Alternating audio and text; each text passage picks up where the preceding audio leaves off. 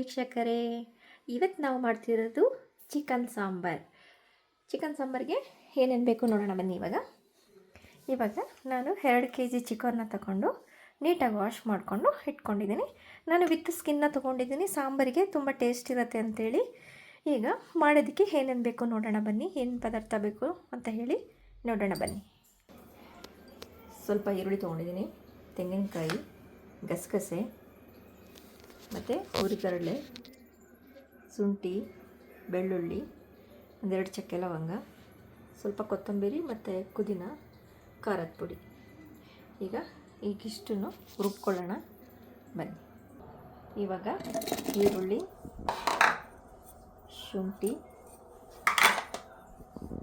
ಬೆಳ್ಳುಳ್ಳಿ, 1-2 ಚಕ್ಕೆ ಲವಂಗ,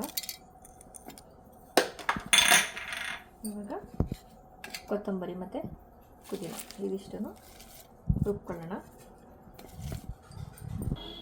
ಸ್ವಲ್ಪ ಅರಿಶಿನ, ಸ್ವಲ್ಪ ನೀರು ಹಾಕ್ಕೊಂಡು ರುಬ್ಕೊಳ್ಳೋಣ. ನೋಡಿ, ಇವಾಗ ಇಷ್ಟು ನೈಸಾಗಿ ರುಬ್ಕೊಂಡಿದ್ದೀವಿ.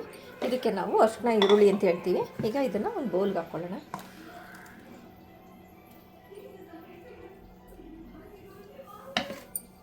ಇವಾಗ ಇದೇ ಜಾರ್ಗೆ ಈಗ ನಾವು ಇಷ್ಟು ಕಾಯಿ ತೊಗೊತಿದ್ದೀನಿ.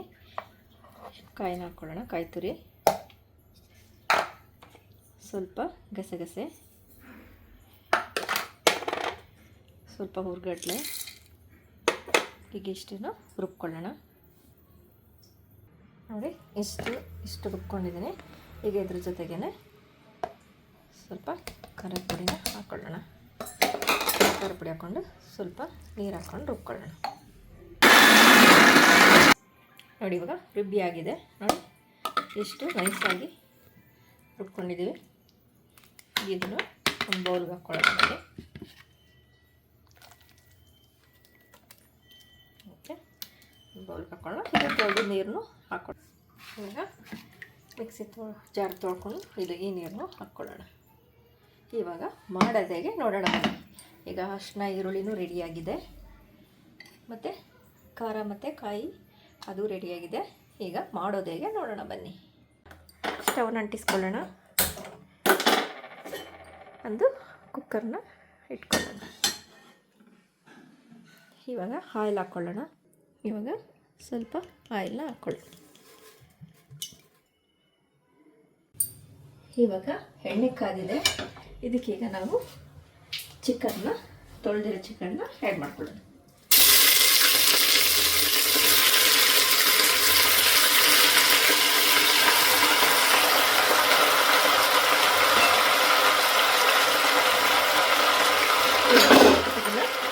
ಚೆನ್ನಾಗಿ ನೀರೆಲ್ಲ ಸುಂಡೋವರೆಗೆ ಇದನ್ನು ಫ್ರೈ ಮಾಡ್ಕೊಳ್ಳೋಣ. ಇವಾಗ ನೀರೆಲ್ಲ ಚೆನ್ನಾಗಿ ಸುಂಡಿದೆ. ಈಗ ಚಿಕನ್ನಲ್ಲಿರುವಂಥ ನೀರೆಲ್ಲ ಚೆನ್ನಾಗಿ ಆಗಿದೆ. ಸೊ ಇದಕ್ಕೀಗ ನಾವು ಅರಿಶಿನ ಈರುಳ್ಳಿನ ಇದಕ್ಕೆ ಆ್ಯಡ್ ಮಾಡ್ಕೊಳ್ಳೋಣ.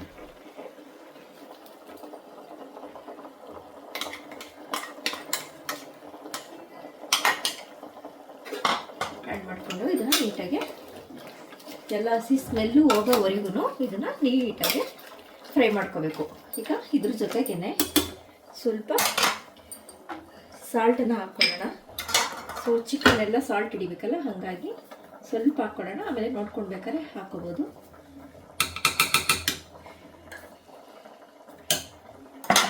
ಇಷ್ಟು ಸಾಲ್ಟನ್ನು ಹಾಕ್ಕೊಂಡು ನೀಟಾಗಿ ಇದೆಲ್ಲ ಚೆನ್ನಾಗಿ ಫ್ರೈ ಆಗಿ ಈರುಳ್ಳಿ, ಚಕ್ಕೆ ಲವಂಗ, ಬೆಳ್ಳುಳ್ಳಿ, ಶುಂಠಿ ಇದೆಲ್ಲ ಹಸಿ ಸ್ಮೆಲ್ ಹೋಗೋವರೆಗೂ ನೀಟಾಗಿ ಇದೇ ಥರ ನಾವು ಚೆನ್ನಾಗಿ ಫ್ರೈ ಮಾಡ್ಕೋಬೇಕು. ಒಂದು 5 ನಿಮಿಷ ಫ್ರೈ ಮಾಡ್ಕೊಳ್ಳೋಣ. ಇವಾಗ ಅರಿಶಿನ ಈರುಳ್ಳಿ ಚೆನ್ನಾಗಿ ಎಲ್ಲ ನೀಟಾಗಿ ಹೊಂದ್ಕೊಂಡಿದೆ. ಅರಿಶಿನ ಈರುಳ್ಳಿ ಚೆನ್ನಾಗಿ ಹಸಿ ವಾಸನೆ ಎಲ್ಲ ಹೋಗಿ ನೀಟಾಗಿ ಬೆಂದಿದೆ. ಇವಾಗ ನಾವು ಇದಕ್ಕೆ ರುಬ್ಬಿರುವಂತಹ ಖಾರದ ಪುಡಿ, ಕಾಯಿ, ಕಡಲೆ, ಗಸಗಸೆ ಈ ರುಬ್ಬಿರುವಂಥ ಮಿಶ್ರಣನ ಆ್ಯಡ್ ಮಾಡ್ಕೊಳ್ಳೋಣ.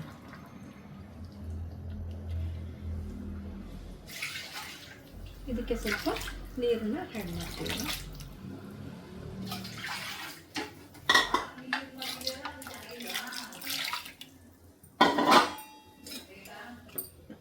ಈಗ ಇದಕ್ಕೆ ನೀಟಾಗಿ ಎಲ್ಲನೂ ಮಿಕ್ಸ್ ಮಾಡ್ಕೊಳ್ಳೋಣ. ಇವಾಗ ನಮಗೆ ನೀರು ಎಷ್ಟು ಬೇಕು ಅಷ್ಟನ್ನು ಹಾಕ್ಕೊಳ್ಳೋಣ.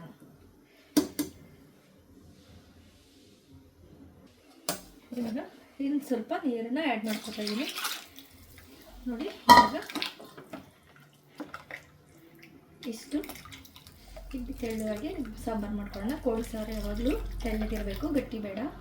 ಸೊ ಹಾಗಾಗಿ ಇಷ್ಟು ನೀರನ್ನ ಹಾಕ್ಕೊಂಡಿದ್ದೀನಿ. ಇವಾಗ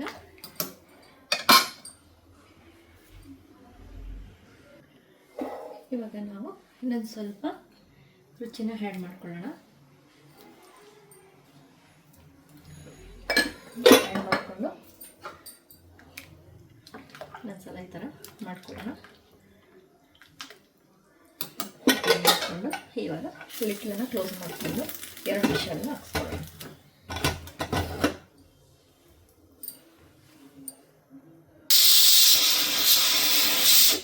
ಇವಾಗ 2 ವಿಷಲ್ ಬಂದಿದೆ, ಆಫ್ ಮಾಡ್ಕೊಳ್ಳೋಣ. ಆಫ್ ಮಾಡಿಕೊಂಡು ಆಮೇಲೆ ಮುಚ್ಚಳ ತೆಗೆದು ನೋಡೋಣ ಹೇಗೆ ಬಂದಿದೆ ಅಂತ. ಬನ್ನಿ ಇವಾಗ ಆಗಿದೆ ನೋಡೋಣ.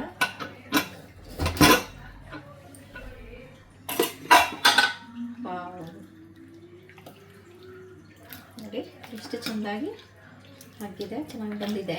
ಈಗ ಚಿಕನ್ ಸಾಂಬಾರು. ಇವಾಗ ಇದಕ್ಕೆ ನಾನು ಸ್ವಲ್ಪ ಕೊತ್ತಂಬರಿ, ಪುದೀನ, ಸ್ವಲ್ಪ ಇದು ಮೆಂತ್ಯ ಸೊಪ್ಪು ಇಷ್ಟನ್ನು ಹಾಕುತ್ತದೆ. ಹಾಕ್ಕೊಂಡು ಇದನ್ನು ಮಿಕ್ಸ್ ಮಾಡಿಕೊಳ್ಳೋಣ. ಇವಾಗ ಚಿಕನ್ ಸಾಂಬಾರು ರೆಡಿ. ತುಂಬ ಚೆನ್ನಾಗಿ ಬಂದಿದೆ, ತುಂಬ ಚೆನ್ನಾಗಿರುತ್ತೆ ಟೇಸ್ಟು. ಇವಾಗಂತೂ ಈ ವೆದರ್ಗಂತೂ ಚಿಕನ್ ಸಾರು ತುಂಬ ಚೆನ್ನಾಗಿರುತ್ತೆ. ನೀವು ಮನೇಲಿ ಮಾಡ್ಕೊಳ್ಳಿ, ಟ್ರೈ ಮಾಡಿ, ಇದೇ ಮೆಥಡಲ್ಲಿ ಮಾಡ್ಕೊಳ್ಳಿ. ಹೇಗಿತ್ತು ಅಂತ ಕಮೆಂಟ್ ಮಾಡಿ ತಿಳಿಸಿ. ಹಾಗೆ ಸಬ್ಸ್ಕ್ರೈಬ್ ಮಾಡ್ಕೊಳ್ಳಿ ಮರಿಬೇಡಿ, ಮಾಡ್ಕೊಳ್ಳಿ. ಇವಾಗ ನಾನು ಮುದ್ದೆಗೆ ಹೇಗೆ ಇದೆ ಅಂತ ನೋಡೋಣ ಬನ್ನಿ. ಮುದ್ದೆ ಹಾಕ್ಕೊಡ್ತೀನಿ. ಇವಾಗ ಚಿಕನ್ ಸಾಂಬಾರು ರೆಡಿಯಾಗಿದೆ. ಇವಾಗ ಬನ್ನಿ ಟೇಸ್ಟ್ ಹೇಗಿದೆ ಅಂತ ನೋಡೋಣ. ಈಗ ನಾನು ಮುದ್ದೆ ತೊಗೊಂಡಿದ್ದೀನಿ. ಈಗ ಮುದ್ದೆಗೆ ಚಿಕನ್ ಸಾಂಬಾರನ್ನ ಹಾಕ್ಕೊಳ್ಳೋಣ.